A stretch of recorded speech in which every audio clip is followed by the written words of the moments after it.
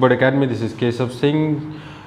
Facebook page पे जो लोग हमसे जुड़े हुए हैं या फिर यूट्यूब चैनल से जो लोग जुड़े हुए हैं, हम लोग कम्युनिटी पोस्ट करते हैं यूट्यूब पे या फिर फेसबुक पे जो पोस्ट करते हैं जिसमें क्वेश्चन होता है, और वो क्वेश्चन MCQ होता है, जिसमें 13 टू लेकर आपका 21, question number 13 to question number 21 ये परसेंटेज बेस्ड क्वेश्चन था। तो आज का वीडियो आप देखिए। अगर आपने कम्युनिटी पोस्ट देखा है तो भी देख सकते हैं, अगर आपने कम्युनिटी पोस्ट नहीं देखा है तो भी देख सकते हैं। इसमें कुछ अलग अलग सेगमेंट से हमने क्वेश्चन उठाया है, यानी कुछ अलग अलग टाइप्स से हमने क्वेश्चन उठाया है, जो कि आने वाले एग्ज़ाम में कांस्टेबल के एग्ज़ाम में, APSSB के एग्ज़ाम में आपको फ़ायदा दे सकता है।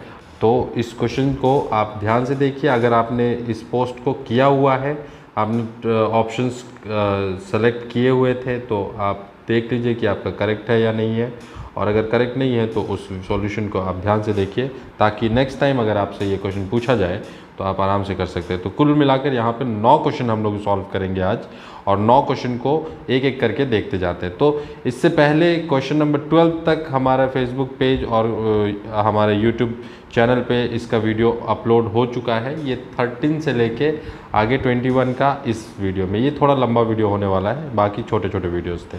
तो चलिए बिना किसी देरी के स्टार्ट करते हैं।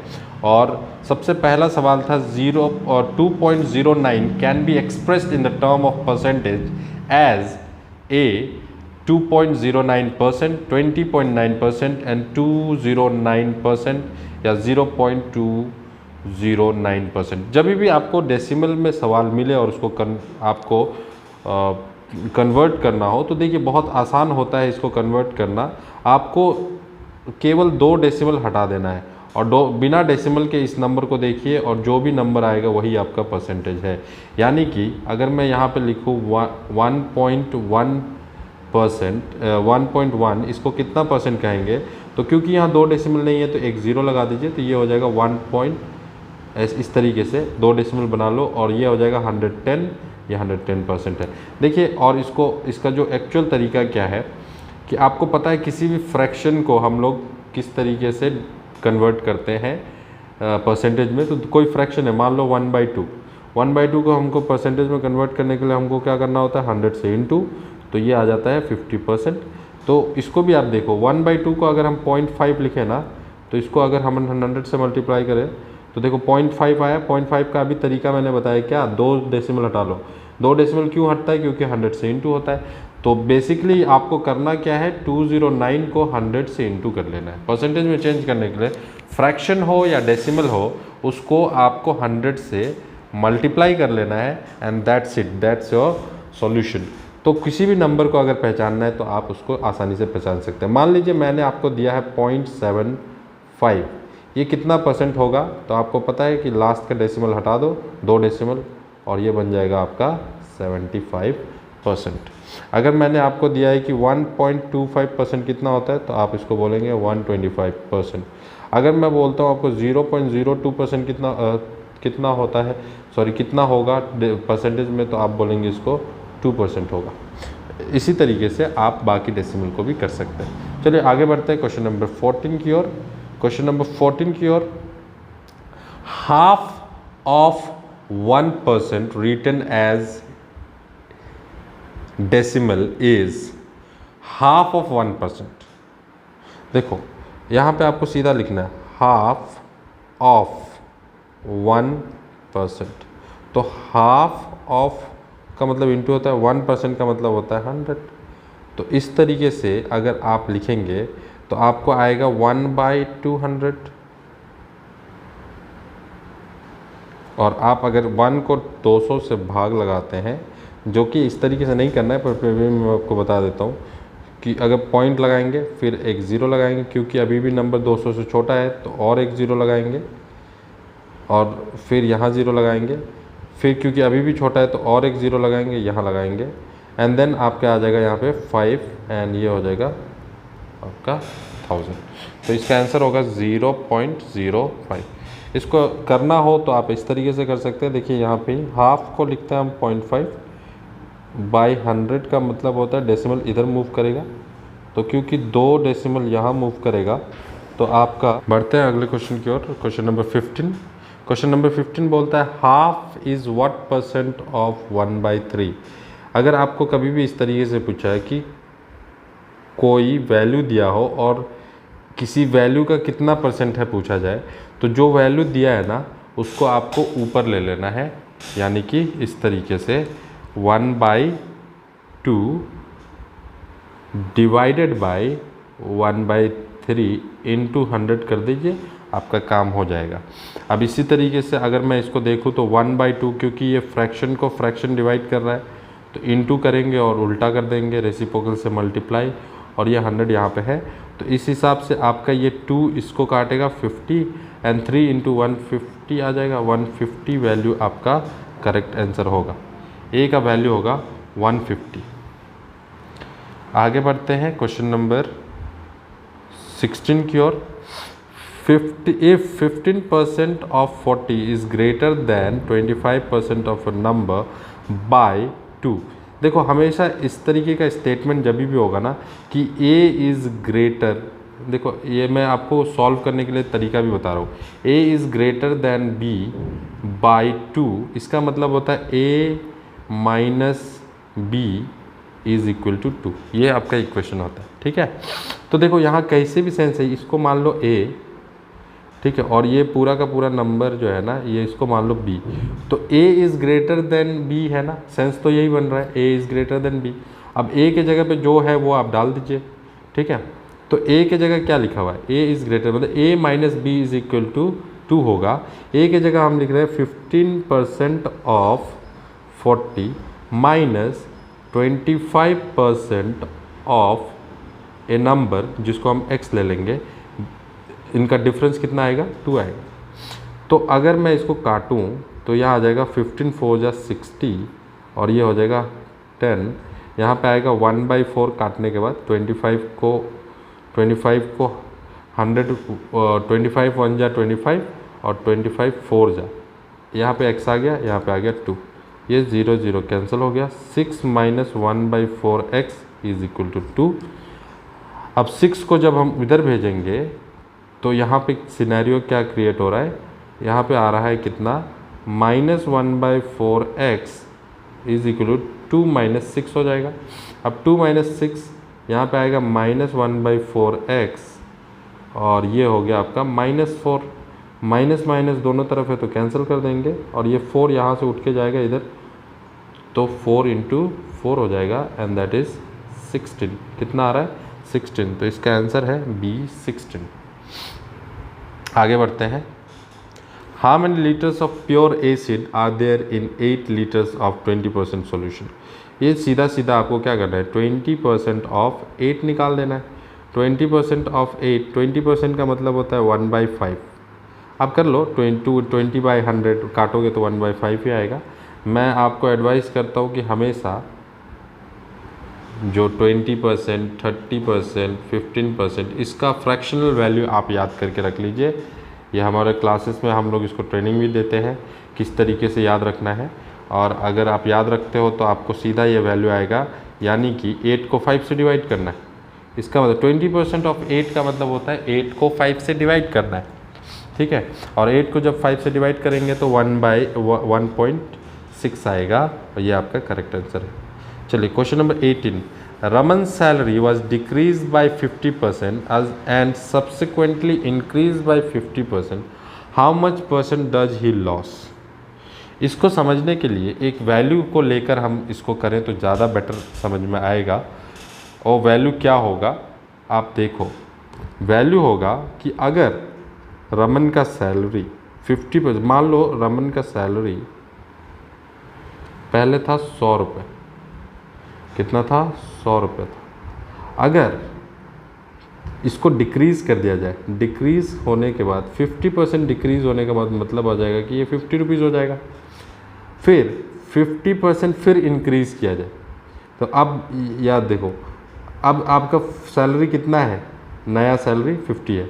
अब इसको 50% इंक्रीज़ करने के लिए आपको क्या करना होगा, 50% इंक्रीज़ करने के लिए एक फॉर्मूला लगाते हैं, 50% इंक्रीज़ 50% डिक्रीज़ क्योंकि 100 का 50% तो आपको पता था, यहाँ फॉर्मूला लगाने की ज़रूरत नहीं पड़ेगी, ठीक है। लेकिन अगर आपको 50% का 50% निकालना है तो 50% का 50% भी आपको पता चल जाएगा कितना होता है, 25 होता है। यानी कि 50% इंक्रीज़ हो गया ना, यानी कि हम बोलेंगे कि 50 प्लस और 50% इंक्रीज़ हो गया, ठीक है। इसको आप ऐसे भी समझ सकते हैं कि 50 था, अब इसका सैलरी इंक्रीज हुआ है कितना परसेंट, 50%, है ना, इंक्रीज हुआ है 50% ऑफ 50। तो ओरिजिनल जितना है वो तो है ही, और 50% इंक्रीज हो गया है, तो हम इसको लिख सकते हैं 50 प्लस 50% ऑफ 50 यानी कि 25, ठीक है। 50% ऑफ 50 यानी कि 25 यानी कि 75। तो अब बोल रहा है कि ना how much percent does he loss. तो अब स्टार्टिंग से देखो कि सैलरी में कितना का लॉस आया है। लॉस तो हुआ है ना, क्योंकि 100 था, स्टार्टिंग में कितना था, 100 था। पहले उसको डिक्रीज़ किया गया, फिर 50% इंक्रीज़ किया गया, लेकिन जो भी इंक्रीज़ करने के बाद आपको वैल्यू मिलता है वो वैल्यू ओरिजिनल वैल्यू से आप देखेंगे तो 25 कम है, यानी कि 100 पे हम लेके चल रहे हैं, तो ये 25% इसका आंसर होगा। आगे बढ़ते हैं, क्वेश्चन नंबर 19। Evaluate 28% of 450। ये तो सीधा सीधा क्वेश्चन है। 28% ऑफ 450 प्लस 45% ऑफ 280, ये कितना आएगा। तो 28 एक ज़ीरो कैंसिल कर दो पहले, 28 इंटू 450 बाई 10 प्लस यहाँ पे एक ज़ीरो कैंसिल हो जाएगा, तो 45 इंटू 28 बाई 10 आ रहा है। तो यहाँ पे देखिए इसको काटना है, तो 5 2 जा 5 9 जा 2 14 जा, इधर भी उसी तरीके से कटेगा, 5 2 जा 5 9 जा, ठीक है, 2 2 14 जा, यानी कि 14 इंटू 9 प्लस 9 इंटू 14 एक ही बात है। 14 9 जा कितना आएगा आपका, 14 9 जा 126 होता है, तो इधर भी 126 इधर भी 126, ये दोनों को मिला के हो जाएगा 252 इसका करेक्ट आंसर है। तो 19 का करेक्ट आंसर है 252। आगे बढ़ते हैं, question number 20। If the price of the sugar is raised by 25%, then how much percent should a person reduce his consumption of sugar. इस टाइप का क्वेश्चन क्या भी अगर प्राइस बढ़ता है तो कंजम्पशन कितना डिक्रीज़ होगा, इस टाइप का क्वेश्चन कभी भी होता है। ये एक सेट है, इसका क्वेश्चन कभी भी होता है। इसमें एक फॉर्मूला लगाइए, R100 प्लस R इंटू 100। अगर प्राइस बढ़ रहा है तो ये फॉर्मूला लगेगा आंसर निकालने के लिए। कंजम्पशन और एक्सपेंडिचर कंजम्पशन कितना रिड्यूस होगा, ये निकालने के लिए आपको ये फॉर्मूला लगाना है। देखो क्वेश्चन कैसा रहेगा, आप फिर से पढ़ के देखना। If the price of sugar raised bye, यहाँ पे कोई भी चीज़ का सामान, किसी भी प्रोडक्ट का अगर प्राइस बढ़ रहा है कुछ परसेंट में, तो आपको पूछेगा कि कितना परसेंट कंजम्पशन रिड्यूस करना होगा अगर एक्सपेंडिचर सेम रखना है तो। फॉर एग्ज़ाम्पल आपके पास 100 रुपया है, आप 100 रुपये में कोई सामान लेते हो, ठीक है, जितना मिलता है 1 kg मिलता है, तो आपने 1 kg लिया, लेकिन कल को प्राइस बढ़ गया, तो प्राइस बढ़ गया मतलब 100 रुपये में अब 1 kg तो नहीं आएगा, क्योंकि अब आपके पास एक्सपेंडिचर ज़्यादा करने को है नहीं, मतलब आप और पैसा नहीं ला सकते। तो आप ऑब्वियसली क्या बात है कि 1 किलो की जगह पे थोड़ा कम लोगे, मान लो 900 ग्राम लोगे, तो क्या हो गया, आपका कंजम्पशन डिक्रीज़ हुआ ना। तो वो कंजम्पशन कितना परसेंट डिक्रीज हुआ है, ये क्वेश्चन है। अगर ऐसा क्वेश्चन अगर आपको मिलता है तो आपको सिंपली क्या करना है, एक फॉर्मूला लगाना है ये वाला। अगर प्राइस बढ़ रहा है तो ये फॉर्मूला लगाएंगे कंजम्पशन डिक्रीज निकालने के लिए। अगर प्राइस कम हो रहा है तो ये फॉर्मूला लगाएंगे, बस माइनस लगा देंगे आर, ठीक है। तो यहाँ पे आपका देखो, क्योंकि प्राइस बढ़ रहा है तो कंजम्पशन डिक्रीज़ होगा, तो कितना डिक्रीज़ होगा ये निकालना है। तो आप लिखेंगे 25/125, क्योंकि 100 प्लस 25 कितना हो जाएगा, 125 हो जाएगा। देन 125 5 जा और 5 से आएगा 20%, यानी कंजम्पशन जो रिड्यूस होगा वो 20% रिड्यूस होगा। अगर इसी का उल्टा क्वेश्चन होता कि अगर शुगर का प्राइस कम हो रहा है 25%, तो बताओ कंजम्पशन कितना इंक्रीज़ करेगा, so that expenditure remain same, मतलब 100 का ही लेना है लेकिन प्राइस कम हो गया, तो 100 में ज़्यादा मिलेगा तो कितना ज़्यादा मिलेगा, कितना कंजम्पशन आपको करना होगा। तो इसके लिए आप यहाँ पे लगाएंगे 25, 100 माइनस 25 यानी 75/100, और ये इस तरीके से कितना आ जाएगा 33.33% आ जाएगा। लेकिन क्योंकि ये question consumption decrease price increase का है, तो प्राइस इंक्रीज़ का केस में ये फॉर्मूला लग रहा है और प्राइस डिक्रीज़ का केस में ये फॉर्मूला लगेगा। तो ये दोनों केस आप समझ के रखिए, ये डायरेक्ट क्वेश्चन आता है इसी तरीके से, और कुछ नहीं लिखा हुआ, बस शुगर के जगह पे कुछ सामान और नाम लिख देगा, बस यही आपका क्वेश्चन रहेगा। आगे देखते हैं question. The population of A city 50,000 at present, it increase at the rate of 10% per annum, what will be the population 3 years from now। ये परसेंटेज का क्वेश्चन है। इसमें बहुत लोगों ने क्या किया है, 10% ऑफ 50,000 निकाल दिया है जो कि 5,000 है, और 3 साल के लिए 5,000 5,000 5,000 को प्लस कर लिया, तो बता दिया कि 15,000 बढ़ेगा। तो पहले से 50,000 था और 15,000 और हो जाएगा 65,000। सर ये तो ऑप्शन में है ही नहीं, ठीक है, तो क्योंकि ये आंसर ही नहीं है इसीलिए ऑप्शन में है नहीं। तो इसका आप सॉल्यूशन देखो क्या करते हैं। अगर कभी भी पॉपुलेशन पर एनम, देखो ये पर एनम दे देने का मतलब होता है ना कि जितना इस साल है उसके नेक्स्ट ईयर 10% बढ़ेगा, और बढ़ने के बाद फिर जो बढ़ने के बाद उसका 10% बढ़ेगा, फिर जो बढ़ेगा उसका 10% बढ़ेगा, यानी ये वैल्यू कंपाउंड हो रहा है। समझ रहे हो, कंपाउंड का फॉर्मूला लगता है। तो यहाँ पे जो फॉर्मूला लग रहा है वो, तो यहाँ फॉर्मूला कंपाउंड इंटरेस्ट का जैसा लग रहा है, क्या लगाएंगे हम, देखो आपको पता है यहाँ पॉपुलेशन इंक्रीज़ हो रहा है 10% के हिसाब से, तो आप यहाँ पे फॉर्मूला लगाएंगे। फॉर्मूला जो लगेगा वो लगेगा इस तरीके से, आपको लगाना है वैल्यू, मान लो पॉपुलेशन इंक्रीज़ कितना हो रहा है, सॉरी एक मिनट, पॉपुलेशन इंक्रीज़ होके कितना हो जाएगा वो अगर आपको निकालना है तो इज़ इक्वल टू, सबसे पहले यहाँ पे आप डालो P1 + R/100N। ये फार्मूला आपने देखा लग रहा होगा आपको, और ये फार्मूला कंपाउंड इंटरेस्ट का है, और इस टाइप का क्वेश्चन में यही फार्मूला लगता है। And then you will put 50,000 in place of P, क्योंकि प्रिंसिपल जो है वो आपका स्टार्टिंग जो है वो है फिगर है वो 50,000 का है। देन 1 + 10% 10/100, एंड देन n का मतलब हो गया 3। और इस हिसाब से जब आप 50,000 को ये करेंगे तो ये 100 और यहाँ एलसीएम लोगे तो ये बन जाएगा 110/100, क्योंकि 3 बार है तो 3 बार 110/100 लिखेंगे, और फिर 110/100 ये हो गया। अब आप काटेंगे तो ये 2 0 यहाँ 2 0 2 0 यहाँ 2 0, फिर ये 0 और ये दोनों 0 मिलके ये कट जाएगा। अब आपके पास आ रहा है 11 × 11 × 110 × 5। ये सब को जब आप मल्टीप्लाई करेंगे तो आपके पास आएगा 65,550, 65,550, ये आपका मल्टीप्लिकेशन करके आएगा, और यानी ऑप्शन नंबर बी आपका करेक्ट होगा। तो ये देखिए आज हमने देखा है 21 क्वेश्चन, सॉरी क्वेश्चन नंबर 13 से क्वेश्चन नंबर 21 तक। और अगर और आप कम्युनिटी पोस्ट में हमारे साथ जुड़े रहिए, वहाँ पे कांस्टेबल के एग्ज़ाम से रिलेटेड जो भी आपको कंटेंट मिलता है उसको देखते रहिए, उस पर वीडियो भी आते रहेगा। अगर आप हमारे साथ फेसबुक पे जुड़े हैं तो वहाँ पे भी आप जुड़े रखते हैं, वहाँ पे भी आपको वीडियोस मिल जाएंगे। पर यूट्यूब पे थोड़ा सा जल्दी अपलोड हो जाता है, फेसबुक पे 1-2 दिन डिले हो जाता है, तो वहाँ पे देख लीजिएगा। यूट्यूब पे अगर आप यूट्यूब पे कनेक्ट नहीं है तो यूट्यूब पे भी कनेक्ट हो जाए, फेसबुक पे कनेक्ट नहीं है तो फेसबुक पे भी कनेक्ट हो जाए, दोनों जगह अपडेट रहिए।